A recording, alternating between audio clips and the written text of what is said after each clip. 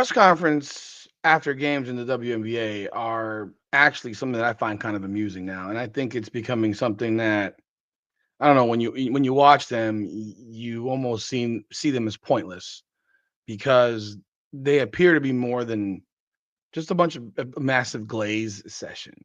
Softballs lobbed, and it seems like that is the case with every team.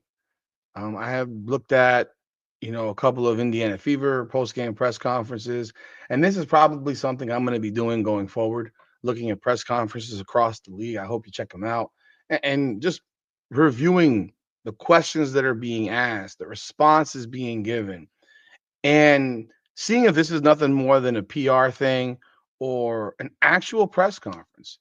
You play a game, things happen in a game, and you should have to answer questions about what happened in the game. It's just that simple to me.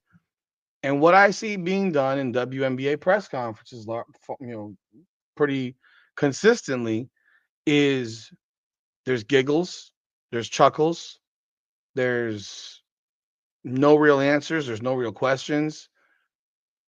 There's a lot of congratulations, even when you get beat, and I think it's ridiculous. It's nothing like an NBA press conference, nothing like a baseball press conference, nothing like a football press conference where people are actually asked questions and people actually look like they might be somewhat upset about losing. But I'm going to watch this Dallas Wings post game presser with you. I saw about a minute and a half of it, and after that, I'm like, I got to do a video on this because this is just bad. And this is after their loss last night to the Chicago Sky. It's back-to-back losses they've had. They didn't play with Paige Bueckers was out in concussion protocol. So you're guaranteed to hear something about that in this video because I did hear that early on, and I was like, sounds familiar. But y'all let me know y'all thoughts in the comments after you watch this with me. Love to hear what you have to say. Welcome back, everyone, to another edition of Rudy's Rant, Her Game, Her Way Women's Basketball, where we talk facts over feelings. I'm your host, Rudy Rodriguez Showmont. Like the video, subscribe to the channel, ring the bell, leave a comment, let me know what you think. Let's jump right in on this thing because yeah, this is this is something. But it's not really all that surprising, I guess I would say. See here.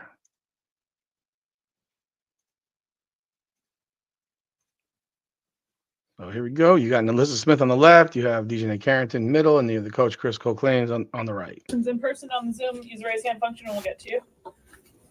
Up front. Hi, Asia from W Swish. Melissa Smith, I mean, you were a total beast tonight. Thank you so much. Yes, totally have to admit that. 20 points, 5 rebounds. Carrington, you had 16 points, 3 rebounds, and 6 assists. I mean, to me, that's total beast mode. How are you able? Okay, I'm not even. She didn't even ask a question yet, and she's just sitting there, total beast mode. They lost the game. They lost the game on their home floor by 11 points, and you're sitting here telling them total beast mode, huh? Okay. DJ Carrington was 5 of 15 from the field. She shot 33%.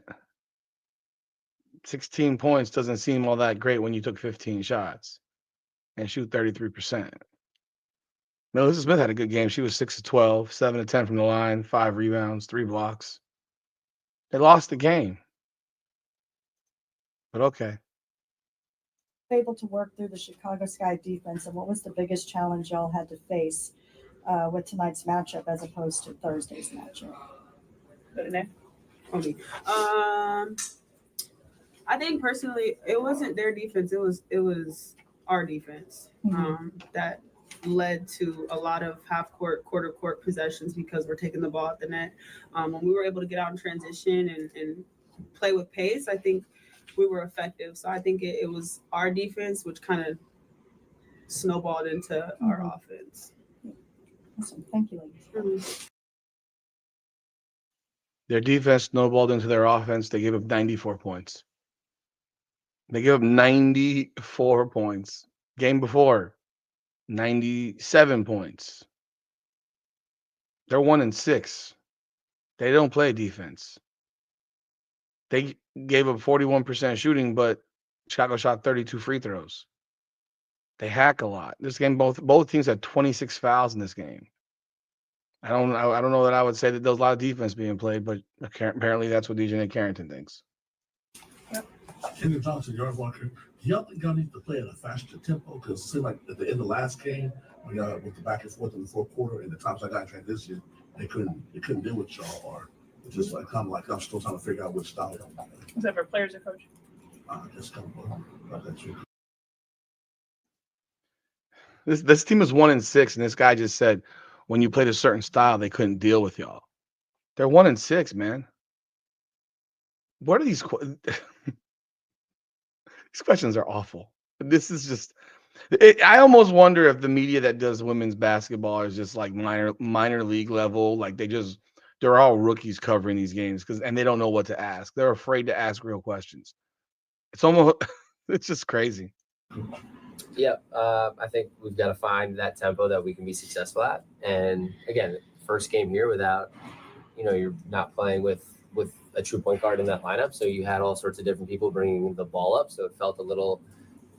I mean, Dejanay is initiating offense, so it was just a little clunky at times. But I thought we still did a good job of trying to get the ball up and get us organized. But this guy just said the getting the ball up was clunky at times with Dejanay Carrington dribbling the ball up the floor. He makes an excuse not having a real point guard. I mean, Paige Bueckers wasn't even a point guard in college, but now all of a sudden she is a point guard in the WNBA, and I think she's doing a good job. I do. I genuinely think she's doing a good job. But the excuse making, that's an excuse. It's the same excuse that freaking Stephanie White's making. Like, can we have some level of competency where teams have an actual backup point guard and don't start making one that can actually play? Let's be more clear. One that can actually play, then making excuses about why because your point guard is hurt, that you have no ability to move the ball up the floor without issues. But I digress. I definitely could have been more helpful in those moments. And I also can't stand the man bun thing. Like, bro, you're a head coach. You're supposed to be. You have a man bun. Like, I can't deal with that shit. For Coach, I wanted to ask. So you guys, I think, had like 15 threes tonight, if I'm not mistaken. Just how can you guys? Is that part of the game is to not shoot many threes, or if it's not, then how can you guys get more 3-point attempts? No, yeah, we want to shoot threes. I think it's just finding that balance. Like I thought we were really aggressive to the rim. We got to the free throw line 30 times, and then I think it's just finding that balance. I thought we missed a couple of sprays and a couple of kicks, but I like our aggression to the paint, and now we've just got to be able to see those kicks and see those one more. So it's kind of just the kicks. That's like what needs to change, basically. Mm-hmm. Or maybe they just can't shoot the ball very well. I swear, these teams, these people covering the sport, even the coaches, it's like everyone has put in their mind that they got to jack 25, 33s a game. Do they want to be the NBA shooting 53s a game? It's not good basketball. It doesn't make for good basketball. If you can't shoot the ball from the perimeter, you don't shoot the ball from the perimeter. You attack and you drive. And like you said, they did get 33 free throw attempts. So if that's not their game, that's not their game. This thing of, let's just jack up a whole bunch of threes doesn't make a lot. I mean, again, another example of a media member with are you not paying attention, bro? This is for coach or players. Y'all have lost a lot of close games. What do you think it'll take to just close that gap? Chris. Yeah, I think just a togetherness, just a camaraderie that they're building there in that locker room, and the intangible things. And I truly believe that the more they stay together in there and we figure that part out, that will equate to wins on the floor. So continuing for us to just grow as a team together. Okay, I'm going to speak on that a little bit more because they have lost a bunch of close games. They've lost by 8, by 4, by 8, by 5, and now by 11 is not really close, but they've got 4 losses by less than 8 points or less. Togetherness. Together. How about you? I mean, I don't know, maybe you practice more. How about you? How do you become more familiar with each other? You practice more. This is another example of oh, we don't know each other syndrome in the WNBA, and I got to make an excuse for why we're losing. No, number one, you're not very good. Your team your team just isn't very good. That's number one. Number two, you're not doing a good enough job as a coach because you keep losing the close games. You can't win any close games. And your intangibles are what specifically? What is happening in the final 5 minutes of each game that's causing you to lose these games? What could you do differently that would help you win these games? These are questions that should be follow-up questions to this type of response. His response is vague and doesn't answer shit, but not surprised. Okay. Coach, so when you plan a bigger lineup like Chicago, Alabama, has there been any thoughts to putting Alyssa and T on the court together and kind of see what they can do together? Yeah. I mean, we're gonna explore all sorts of different combinations and lineups until we settle into, what works, and that might look different from night to night. So.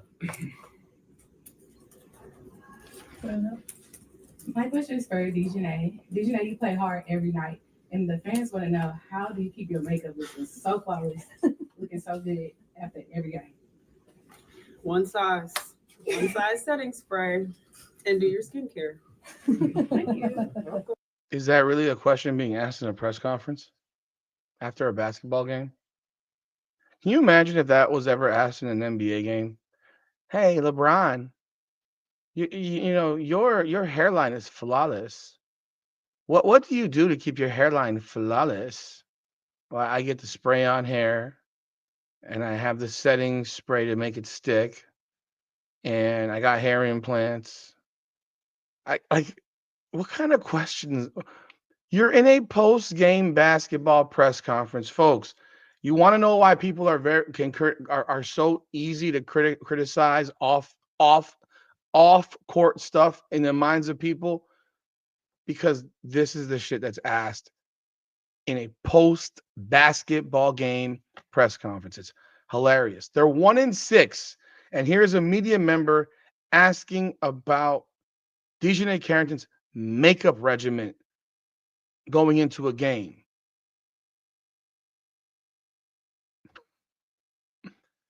You could have asked her that outside the press conference. You want to ask her that in a press conference? That's clown shit, bro. That's ridiculous. Just ask this woman about her makeup in a game. Good contribution to the press conference. Hey, Coach.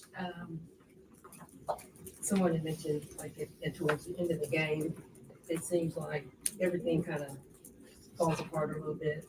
It's out of control.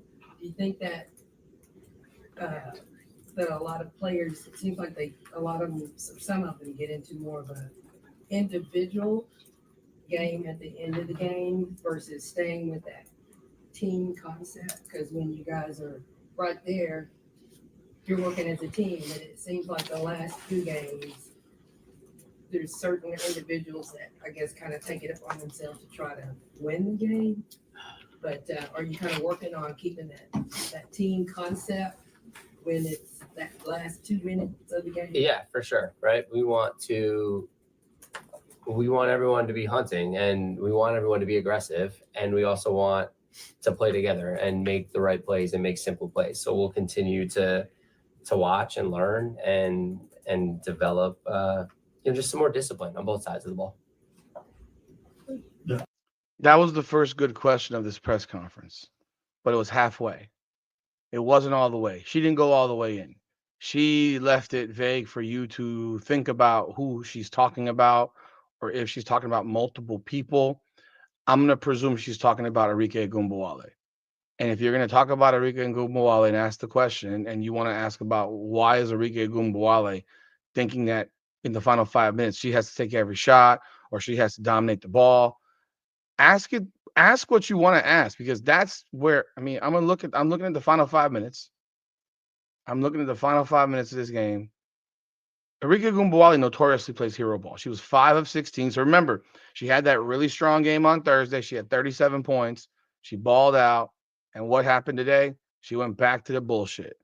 Back to the bullshit. 5 of 16, 1 of 5 from 3, 3 turnovers, 15 points. Shot chucking USA. Shot chucking USA right here, people. That is what Arike Gumbawale does. And rather than ask the real question, she kind of pussyfoots around. I mean, that was the realest question I've heard so far. But you got right here, for example, Arike 3 at 4 minutes. Arike layup at 4 minutes. Arike makes a 10-footer. Arike makes a free throw. Arike gets a rebound. Arike misses a 2-pointer. Arike offensive foul. Arike turnover. This is in the final 5 minutes. Like, she's obviously dominating the ball. Arike a foul. Arike makes free throws. Arike a foul. She literally was trying to be a hero from what I'm looking at. I didn't see this game in full. I saw parts of it. I'm being completely transparent. I saw parts of the game. They were down 7 going into the 4th and lost by 11 on their home floor. Arike Gumbawale comes in the game at 8:26. She makes a bucket.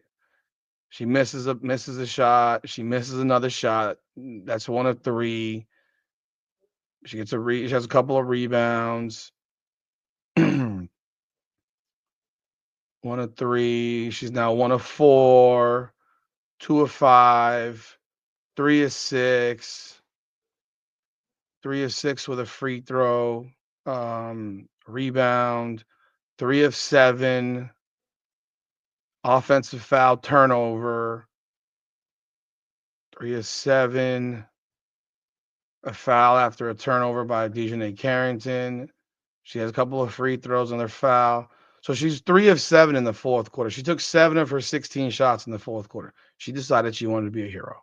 That's literally the question. So, yeah. His response was, well, whatever it was. Clearly, it wasn't. You got a player want to be a hero. She took 7 of her 16 shots in the 4th quarter. Teacher, it's for today.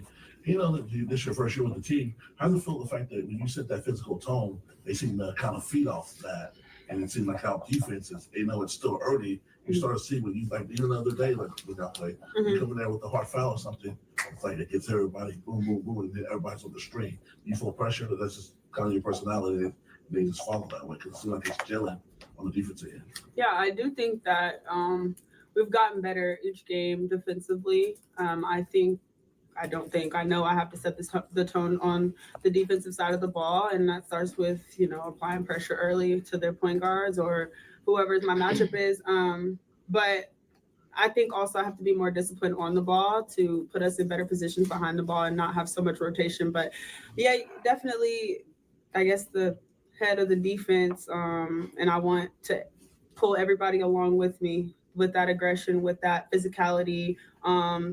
I think we have to be better 50-50 balls. We have to be better at just getting to the long rebounds because that's when we can really run. And I think we'll jumpstart our offense or get more deflections and more steals. So all of us need to stoke it up, including myself defensively. Go to Rob on the Zoom. Still looking for Dejanay and Alyssa. In tough stretches like these, we often see what a team can be made of and building towards better days. So for each of you, how are you all staying motivated, keeping your heads up, and knowing that this team can push through adversities? Go to Liz. I think at the end of the day, it's our job.